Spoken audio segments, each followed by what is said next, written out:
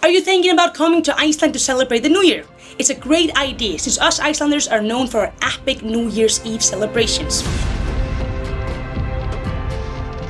But it is a holiday, so it's very important to have a game plan in motion so you know what's open and what's not. Now if that's you, you are in luck, because in this video I'm gonna give you some ideas on how to celebrate New Year's Eve in Iceland. And I'm also gonna give you some tips on what to do the day after when the whole entire country is just basically shut down and hungover.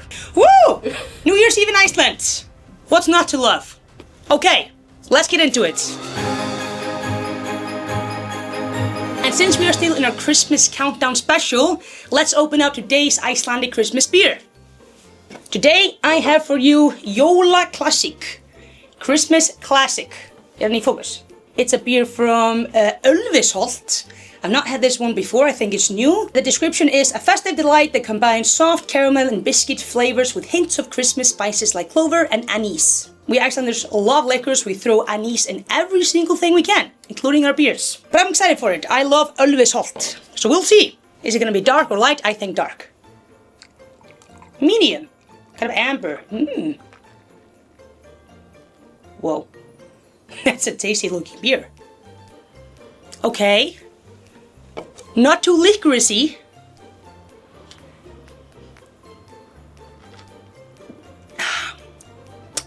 I like it. I would rate this one 8 out of 10.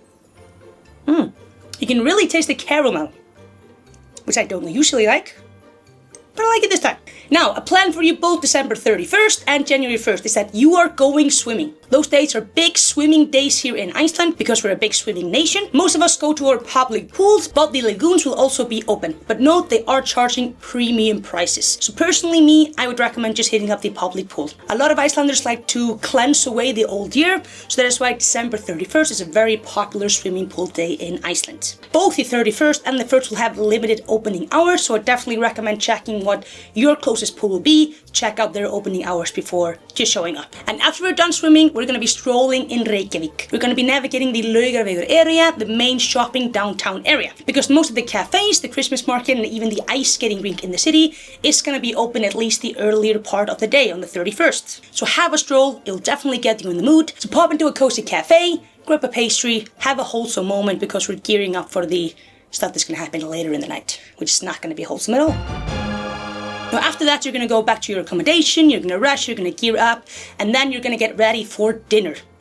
On the 31st, you have to have dinner reservation already in place, because not many restaurants are going to be open, and the ones that are going to be open are going to have a limited New Year's Eve menu that you have to pre-reserve, because they do sell out in advance. And if you need help with that, just send us an email to info@wakeupreykjavik.com, and we'll be happy to give you our recommendations of where to have the best New Year's Eve menu in the city. And the sooner you send us an email, the more likely we are to be able to get you a reservation. If everything else fails, definitely talk to your accommodation, your hotels, because they will most likely have some type of a buffet or special menu set in place for travelers who of course need to eat. If you don't do that, you're going to be ending up at the hot dog stand. Not necessarily bad, but just not the most festive bite. Another super Icelandic thing to do on New Year's Eve is hit up a bonfire. The city, in partnership with suburban areas, will have bonfires in various locations all over the city center, and even some more further out. So they're going to be happening all over the country. And some companies nowadays even have this available as a tour experience, where you buy a ticket and then a bus will come and pick you up from the city center, take you out to a local bonfire, let you hang out there for a minute, mix in with locals,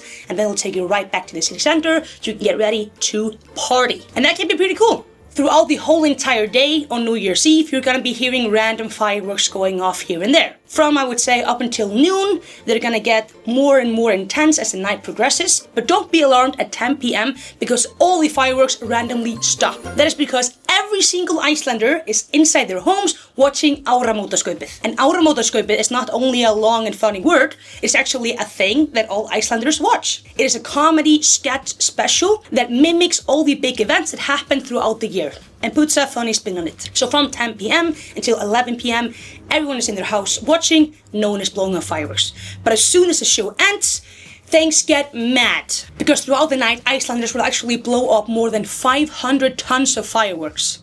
It's crazy. For such a small nation, you have to experience it. It's completely nuts. For travelers, I don't really recommend watching áramótaskaupið. It's gonna be in Icelandic, you're not gonna know what's happening. So I would much rather just plan something else. Like, for example, If I were you, I would already have in place my ticket for our biggest event of the year, the Wake Up Reykjavík New Year's Eve party. It is hands down my favorite event of the year, and what we do each year is that we host a big party where travelers can come and party a night away with us locals. Because we found that Icelanders mostly just tend to stay home on New Year's Eve to celebrate with friends and families, and that just leaves travelers with not really that much else to do. They could do a dinner, and then as soon as they finish off dinner, nothing really opens here in the downtown area until around or after 1 a.m. So we figured we're gonna offer the most epic New Year's Eve event in the whole city. So once a year on December 31st, we host our annual Wake Up Reykjavík New Year's Eve party. Last year and this year, we're hosting it by the pond and the Illino venue, and it was a blast last year. We had live DJs, we had Icelandic snacks, we had a lot of people dancing, and the event is right by the Reykjavík pond, and the whole pond froze over, so we blew up fireworks on the pond,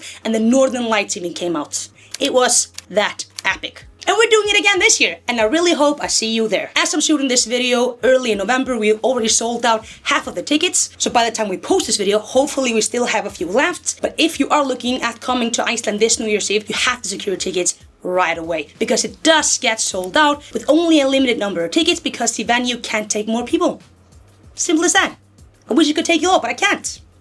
The venue won't allow me. Our party will run from 10 p.m. until 2 a.m. But the bars in Reykjavík don't close down until 4:30 a.m.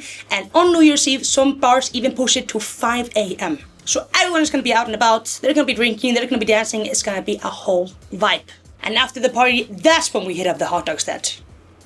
Extra tasty then. If sadly our Wake Up Reykjavík New Year's Eve party is sold out by the time you try and book your tickets, but you're still coming to Iceland, what you can do is that after dinner you can gather up by the big church, Hallgrímskirkja. There a lot of locals and travelers just hang out, light up sparklers, watch the fireworks and count down together until midnight. And then shortly after that, around 12:30 or at 1 a.m, the bars start opening up, so then you can go and party at the bars. And then January 1st rolls around, the whole entire country is hungover, you're hungover as well, you're gonna be sleeping it a bit off, let's face it. If you're looking to use the day, I salute you. And if you want to do a day tour, some limited options will be available, but you definitely have to plan this in advance and pre-book it. I would just recommend taking it easy. Again, hit up the swimming pool or local lagoons, have a stroll through the city, and have a nice dinner planned in the evening. Since more things are going to be closed January 1st than on December 31st.